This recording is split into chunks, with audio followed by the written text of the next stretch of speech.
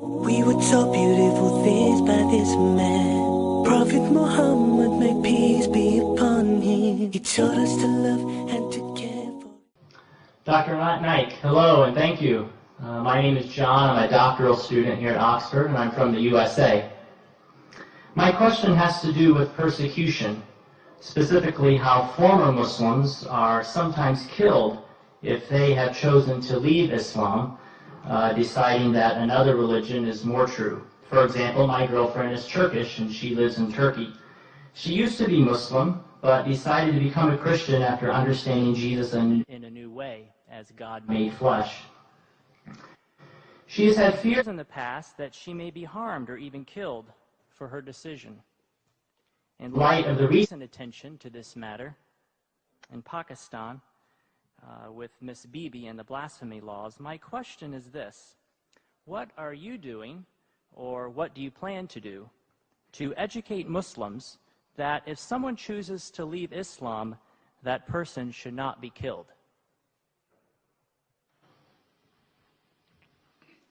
Well, that's a very important question. And he said that what if a person who's practicing Islamic faith changes to any other faith? Is it required that he should be killed? And all these articles that came about me, a preacher of hate, one of the point was that Dr. Zakir prescribes death penalty for those Muslims who leave their faith and they profess any other faith.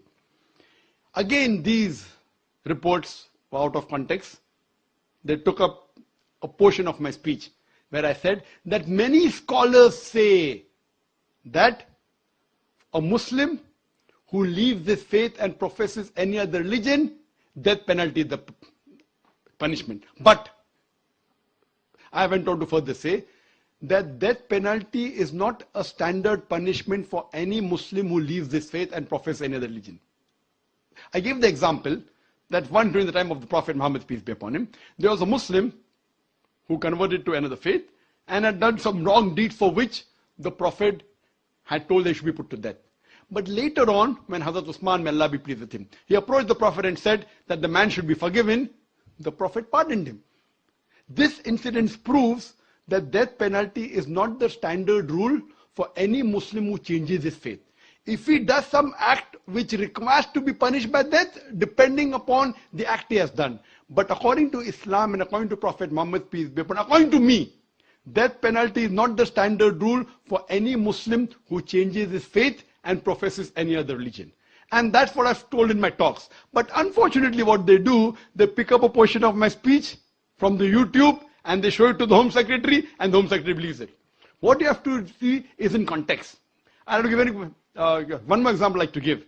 That the moment I was banned in UK, I was supposed to travel to Toronto, Canada. Immediately when the ban was effected, even my visa for Canada was cancelled. They also had a 5-year visa. And I heard on the Toronto news, it says, here the preacher of the preacher of hate. Hear what he says. And then they show my clipping. That when you beat your wife, don't beat on the face, point number 1. When you beat, you should not leave a mark on the body. Finish. Now they are showing a clipping, a portion of my answer. Anyone who hears these two statements, when you beat your wife, don't beat on the face. When you beat, do not leave a mark on the body. A person will think that Zakir is showing how to beat your wife without leaving a mark. It was a portion of my answer when a non-Muslim asked the question that doesn't the Quran say that you should beat your wife? And I said the Quran says in Surah Nisa, chapter number 4, verse number 34.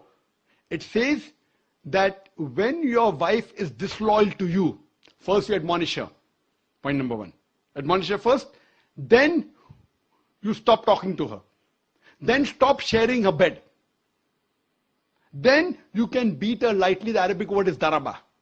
And when someone asked Ibn Abbas, may Allah be pleased with him, the companion of the Prophet, he said it means like beating with a toothbrush. And further the commentary says, so the Prophet said, when you beat your wife, you should not beat on the face, point number 1. Beat her in such a way that there's no mark left on the body. So this part was shown, and I continued. Islam and Quran never suggest wife bashing. It means you should beat with the toothbrush lightly. In modern terminology, I said beating with a handkerchief.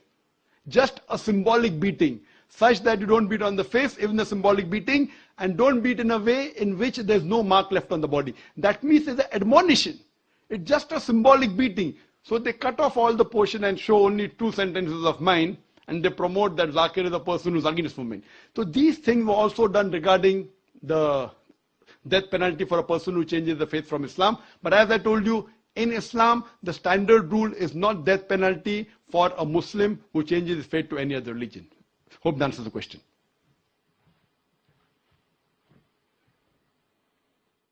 Continue to educate people so that Muslims around the world know that. Brother, this I have mentioned in several of my speeches. Now when you ask the question, I gave the reply. There are tens of millions of people watching this program on Peace TV. They are being educated that death penalty is not the standard rule. But why will they believe in me? Because I've given the reference. I gave the reference of the sayings of the Prophet from Abu Dawud. I'm giving the reference for more authenticity. Abu Dawud, volume number 3, hadith number 4345. Now when I'm giving reference Abu Dawud, volume number 3, hadith number 4345, anyone can go and check up. In this hadith, the sayings of the Prophet pardoned the person who was a Muslim and changed to another faith. Now the difference between my answer and the other answers are, the other people just say without giving reference. Now when I give a reference, sayings of the Prophet, Abu Dawud, volume number 3, hadith number 4345, you can go and check up. So this gives more authenticity, and I'm sure now there are millions of Muslims who will agree that death penalty is not the standard rule for any Muslim who changes his faith to any other religion. Hope that answers the question.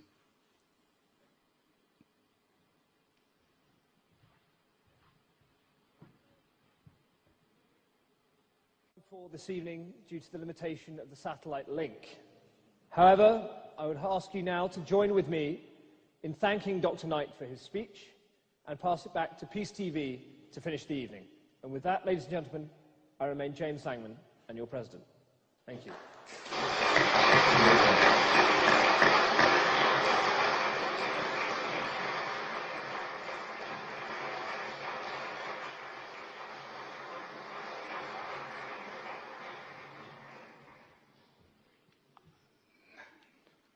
I would like to thank the Oxford Union, especially the president of the Oxford Union, Mr. James Langman, for making this event possible. And I really appreciate with the way they invited me for this talk. And at least now, the people of UK can really see a live telecast that I'm a person who gives the message of peace. In a live telecast, there is no editing.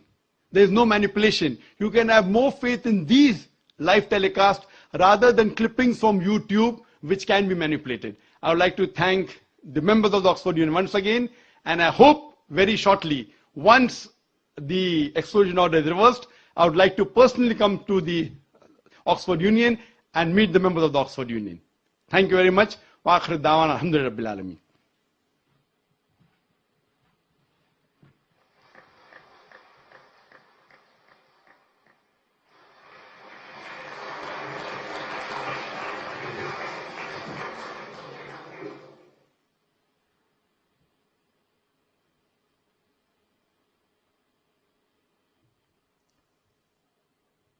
For the viewers of Peace TV, may I just give a background briefing for those who have joined in later on. We just heard before us a very enlightening talk by Dr. Zakir Naik addressing the Oxford Union UK on the topic Islam and the 21st century. This was an opportunity to present not only to UK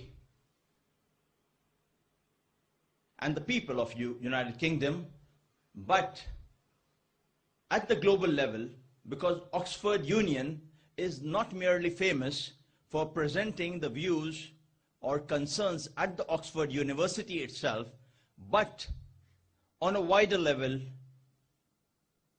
throughout the world of issues which are of global concern. Today, we have Islam being analyzed, being criticized. Because I'm happy, I'm a Muslim, that's what makes me happy, and